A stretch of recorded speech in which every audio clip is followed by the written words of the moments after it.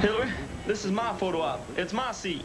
Bill, we agreed I'd run foreign policy. I'm sitting there. Oh, no, you're not. After all, I'm slipping in the polls. You're slipping. You're slipping. What about me ever since they killed my health care plan? I'm gonna sit there. Oh, no, you're not. Oh, yes, I am. Oh, no, you're not. Oh, yes, I am. Oh, no, you're not. Oh, yes, I am. Ladies and gentlemen, Mr. Rush Limbaugh.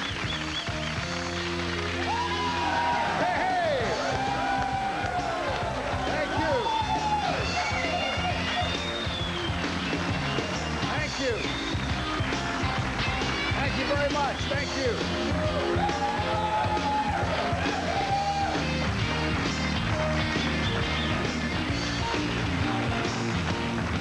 Thank you. Thank you. Oh, boy. Thank you so much. Welcome to another exciting edition of Rush Limbaugh, the television show. We have a lot to do tonight, as we always do. Some of it fairly hard-hitting. Before we get started with that, though, a little update about Half-Baked Moon Bay, California, which we have somebody here from San Francisco. You know where Half-Baked Moon Bay is.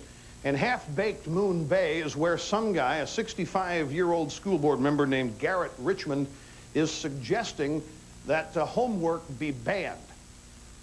Because this is unfair to poor families and students of poor families, because they don't have computers and CD-ROMs and other high-tech gear to study with, so they're going to get better grades. And he also thinks that it disrupts family values. Now, last Thursday, they were scheduled to have a vote. The school board, Garrett Redmond, shows up and makes a motion that homework be banned. There was no second. Nobody seconded the motion. Instead, what happened was that the school board voted to study the issue.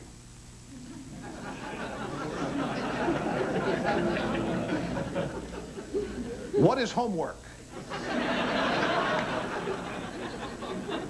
The school board, of course, can't set this kind of example. They're out studying the issue of telling students don't study anymore. And to come to their own decision, they're having to study it. We'll keep you apprised as we are filled in ourselves of the details. How many of you saw here in our audience yesterday on This Week with David Brinkley, George Will's encounter with Vice President Al Gore? Anybody see it? Only a couple. Good. And we're going to show you something you haven't seen. It was the most amazing thing. The whole issue or the whole interview actually was great, and I think George Will, I called him today. I said, George, you get as many gold stars as it takes to give you more than you've ever had. I mean, it was just tremendous. Al Gore was shown to be the hypocrite that he is, and the partisan politician that he is, and the less than straightforward individual that he is. One of the examples we want to show you deals with immigration, illegal immigration, and Prop 187. Will asked this question: is Congress right to have denied illegal immigrants eligibility to Social Security insurance, AFDC, and Medicare? Because when Gore was in Congress, he voted on the eligibility of illegal immigrants for these programs. And Will was asking him, is Congress, and they voted down. They voted down this notion that illegal immigrants should get this kind of aid. And Will was saying, is Congress right to have denied illegal immigrants all of these measures? And here's the response that Gore gave. When I was in the Congress, I did vote against measures by now Governor Pete Wilson to open up the floodgates to bring in illegal immigrants to work on the large farm operations in the Central Valley. That's not entirely true, ladies and gentlemen. Let me show you. If we had a fax today from Governor Wilson's office, and it was a copy of a letter he had written then Senator Al Gore on October 15th, 1985. And here's the text of the letter in parts. It says, Dear Al Gore, I want to thank you for your support of my amendment, to the immigration bill establishing a supplemental seasonal worker program for perishable agriculture. Because of your support, the Senate has produced a far-reaching immigration reform bill that will ensure continued economic opportunities for 53,000 American farmers and will provide benefits and protection for both domestic and foreign workers. Now, what do we have here, ladies and gentlemen? Do we not have here an example of Vice President Al Gore not telling the truth? Could that possibly be? I mean, here he says on Brinkley, you plainly just heard this, that he never once voted with Pete Wilson. He didn't support these measures. And here's a letter from Pete Wilson when he was a senator from California asking are thanking Al Gore for his support. Well, we have some videotape that Al Gore made recently at a press conference where he came out and criticized Lieutenant Colonel Oliver North for being of a certain character. Do we have that videotape? Take a look at this, folks, and see if it doesn't find it, you don't find it funny.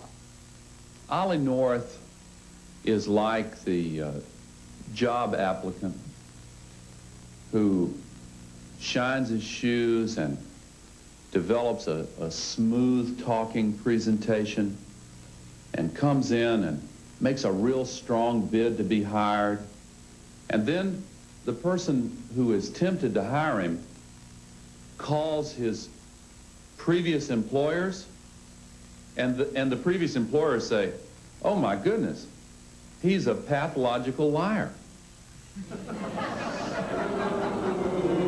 Now, what does this take? I mean, we just showed you here where Al Gore, and we'll be kind, said something that was less than truthful to George Will on the Brinkley Show about whether or not he'd ever supported things like that which are in Proposition 187. They're running around calling Oliver North a pathological liar. This, by the way, if Al Gore looked purple during part of that playback, something's wrong with your set. Call your repairman. Happy Halloween, folks. Happy Halloween. Now, the thing that has to be pointed, these guys are hysterical about North, and everybody's saying, gee, is this stuff going to hurt him? The Nancy Reagan stuff, is that going to hurt? And I would maintain to you that all this stuff does is strengthen North. Remember, North has purposely set his campaign up to run against guys like Al Gore, who've been there all their lives. They were born inside the Beltway, not Tennessee, and that's where they've been all their lives and grown up, and he's running against that kind of thing. So when those people come out against him, I just think it strengthens his situation. Nancy Reagan, somebody asked me the other day, what about Nancy Reagan come out against? Well, you know, I love this about Nancy Reagan. All during the presidency of Ronald Reagan, these people that now hold Nancy Reagan up as some heroine didn't like her at all. Some even hated her, but now she says one thing they like, and she's got it right. Finally, Nancy Reagan has grown. I think this just strengthens North's position, too, because she's not the first. Schwarzkopf's come out and said the same thing. Reagan himself has come out and said the same thing. And these are the kinds of things that are strengthening North's campaign. We have to take a break here. When we come back, I want to go back to last week. You know, a lot of people are worried the Republicans are eating themselves now. They're starting to shoot themselves in the foot. What with Reardon's endorsement of Feinstein and Giuliani's endorsement of Cuomo and Mitt Romney wanting people to think he's not really a Republican as he runs against Ted Kennedy. Now, I want to go back and show you some from the Romney-Kennedy debate Thursday night and offer a little advice to Mitt Romney from me for the final week of his campaign, to show you what the Republicans have a tendency to do wrong. Before that, though, let me give you one bit of advice. I know a lot of people are worried about this latest surge. People say the Democrats are making. The polls show that Clinton is gaining 8 points since his successful Mideast trip, and people are more prone to say that Democrats can fix problems. Pay attention to the polls of likely voters. If it's likely voters, the Republicans still have, depending on the poll you look at, a 10 to 11-point edge. Here's another reason to be confident. Look at what Democrats are having to do in traditional liberal meccas to win. Tom Foley, he's having to go eat chili dogs in his district for the first time in 30 years. He went back, well, really, it's what you have to do, rubber chicken. He went back there first time. It's amazing he can still find his way around Spokane. He hadn't been there so often. And the New York Times on Saturday, he's having to suffer the indignities of a campaign. The indignities of a campaign mean going back to your district and meeting and talking to people who live there. And he's having to work for the first time in his life. Kennedy had to go out and borrow $2 million against his house in what ought to be a slam dunk. Cuomo can't get anywhere without the endorsement of a Republican. And out in California, Dianne Feinstein, who ought to be just walking away with that, needs an endorsement from a Republican. So don't get discouraged. All these Democrats out there that are campaigning for re-election, they're doing it by trying to sound as conservative as they can, because that's where the hearts and minds of the American people are. The biggest problem conservatives have right now is that their political home, which is the Republican Party, can't seem to identify itself. And we'll show you what I mean when we come back from this break. Don't go away.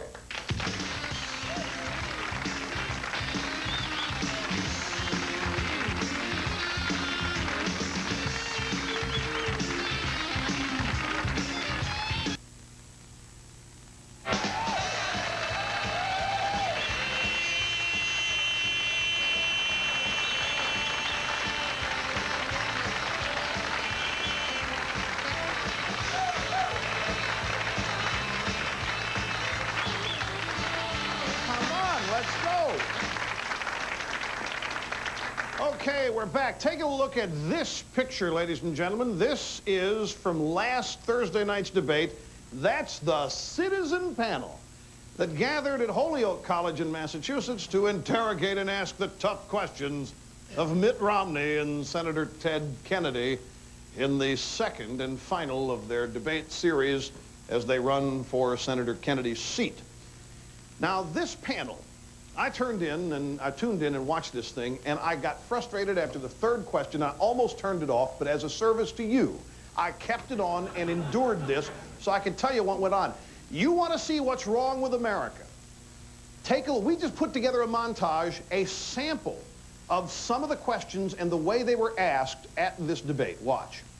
What measures do you support under your proposed welfare reform will ensure that the citizens of the state of Massachusetts do not become victims of regressive social policies as we have in the past when national wealth was consolidated into fewer hands? The middle-class students who are not poor enough to get aid but do not have enough money to pay tuition fully. Do you have any plans for that? With recent research on child development, children develop their personalities and their study skills and their self-esteem before the age of 3. And this is, once they have established this, then it determines how they do in school, how they do in their careers, and how they do in life. So the question is? So the question is, how could you help these people so that they could develop, you know, from this age into productive citizens? All right, you want to change to affordable housing? All right, let's change to affordable housing. Sometimes we feel that public officials ignore us in this part of the state. I'd like to focus a minute on our teenaged pregnant what now? girls. What now? How will your reform ensure that they not continue to live in poverty? Jeez. Who did these people remind you of? Who'd they remind you of? Take a look and see if they don't remind you of the ponytail guy from the Richmond debate. Remember this guy who stood up and the media loved him because he asked the candidates to treat us as their children and forget all this character stuff and let's talk about the issues. These people, every question except for one in the Kennedy-Romney debate last Thursday night was, what are you going to give me about welfare reform? What are you going to give me for teenage pregnant girls? What are you going to give me for crime? What are you going to give, what are you going to give me? What are you... And Kennedy, of course, can say, what do you mean? What have I already given you? And he listed off every bill he ever signed, how much he had to drink the day he signed it, where he was when he signed it. No, folks, this was incredible. This is absolutely... Kennedy's whole life, his whole memory structure is based on where he was when he signed a piece of legislation. He knows exactly how much it cost, how many people were going to get something for it, and how much it was going to cost somebody else. And Mitt Romney sat there and played right along into his hands by answering these questions. Well, I think that what we've got to do is see to it that da-da-da-da. If I were Mitt Romney, you know what I would have said after 3 of these questions? What are you going to give me, and what are you going to give me, and what are you going to... I said, do you remember what this man's brother said? Ask not what your country can do for you. Ask what you can do for your country. That's what I would have said. You know what I would have said? I would have looked at these people and I would have said, what are you going to do for yourselves? You think I can do everything for you? That's why you're sitting there floundering. You're waiting for everybody in Washington to do things for you instead of trying to do some things for yourselves. There's this thing called responsibility, self-reliance, and accountability. And folks, this country's not going anywhere until you people realize it and stop voting for people who you think are going to give you everything, because you're always going to be unhappy at this. I mean, folks, I can't tell you how burned up I was watching this. I'll show you more of it. I'll show you some of what Romney said when we come back from the break. Don't go away.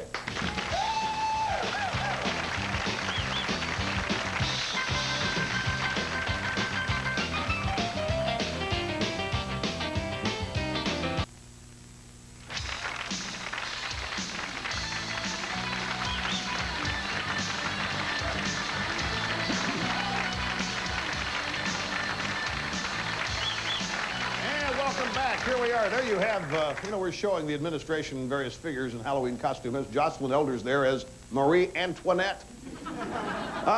Mitt Romney is saying, or did say some things in this debate that I found incredible. and a little unbelievable. And I want to show you two. They speak for themselves. Here's the first one. Let me tell you, in my view, it is not a good idea to go into a contract like what was organized by the Republican Party in Washington, laying out a whole series of things which the party said, these are the things we're going to do. I think that's a mistake. I think instead that if you want to get something done in Washington, you don't end up picking teams with Republicans on one side and Democrats on the other, entering into a contract and saying, okay, we're all going to do this, and then, of course, that works, then the other side feels like they're the loser. But if it wins, they feel like the winner. I don't like winners and losers in Washington. Could you believe that? In about 8 days, he may find out that winning and losing is relevant in politics. He attacks the contract, and he says that I'm against spelling out some things you're going to do. I guess so, Mr. Romney, because when I watched the debate, I didn't learn one thing you believed in or one thing you wanted to do. Now, I'm sorry. You think I'm coming down hard on a Republican. I'm not. There's still a week left. I'm trying to give some advice. Mr. Romney, your opponent wants you out of the state. He doesn't want to just defeat you. He wants to get rid of you forever. He wants you to lose and lose big. Senator Kennedy wants every Republican to lose and lose big. This business of, well, I don't want their feelings to be hurt. You know, I don't want them. That's not the world of politics. And somebody's gotten a hold of him and made him believe that the American people are actually tired of partisanship, that bipartisanship and loving one another and getting along is what everybody wants. And that's not what this is about. These are about these things are about the crucial issues of the day. We are at a critical point in this country's history to decide which direction we're going to go. Are we going to empower entrepreneurs and individuals and take the shackles off of them economically and not punish their achievement? Or are we going to try to create as many dependent Americans waiting for the Democratic Party to take care of them as they can? That's the central question here that exists. And Mr. Romney, you got to stand for something. And the Republicans, their contract, all that is a list of 10 issues that they say they stand for. They're not running on dirty things. They're not talking about Whitewater. They're not talking about Cattlegate. They're not talking about Paula Jones. They're not talking about Whitewater. They're not talking about Paulagate. They're not talking about Cattlegate. They're not talking about Whitewater. They could be, but they're not. They're talking those 10 things they believe in, and they're saying these are the things we're going to bring to a vote. Just a vote. We're just going to let the people debate these issues for the first time because the Democrats who care about winners and losers won't even let these issues come to the floor of the House for a debate, much less a vote. Here's Mitt Romney again. Watch this one. I'm not going to Washington to toe the line. That is not what I'm doing. Look, I've given up too much in running in this race to think I'm going down there to be some party politician for any party. I'm going to Washington because I care very deeply about what's happened to this country. I'm very concerned about the direction we're headed in and believe we have to change it. I'm going to go to Washington to give everything I can to try and turn us in a different direction. I can't do it alone. I'm going to do it with people on both sides of the aisle. I'm going to do it with the president. I think the president does a lot of things that make a lot of sense. I'll support him in many ways. I hope he gets changed, but I'll still support him while he's there for the next 2 years. But I believe that the issues we face are far too important to be faced only from one side of the aisle or the other. You think you can make these massive, monumental, momentous changes with, can't we all get along? I mean, the aggressor in combat makes the rules. And the aggressors are the Democrats. They've had 40 years of control in the House, 60 years of control in the Senate, all but 12 years of those last 60. They've set rules that deny the Republicans even a chance to bring their issues to a debate.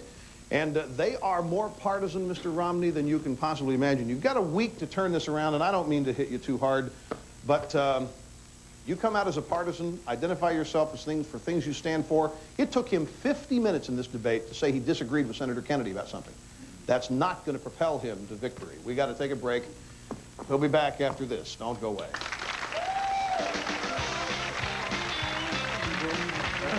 I just want to say, you know, can we all get along? Can we get along? Hi, glad you're back. On our next program, we're going to show you the New York Times Sunday editorial where they endorse, big surprise, the candidacy of Governor Mario Cuomo. And then after we show you that, we're going to show you just how well or poorly New York State has fared in economic matters under the reign of Governor Cuomo. It'll make you wonder what the New York Times thinks, and Rudy Giuliani, too. We'll see you then. Bye-bye. Services provided and promotional fees paid by the following. Coming up on Q13 News at 5:30. An arrest has been made in the brutal slaying of an Albuquerque high school student. We'll give you full detail when you join us for all the news, right here at 5:30.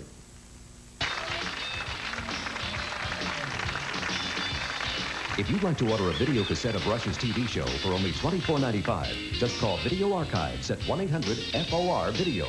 For a transcript, send $5 to Burrell,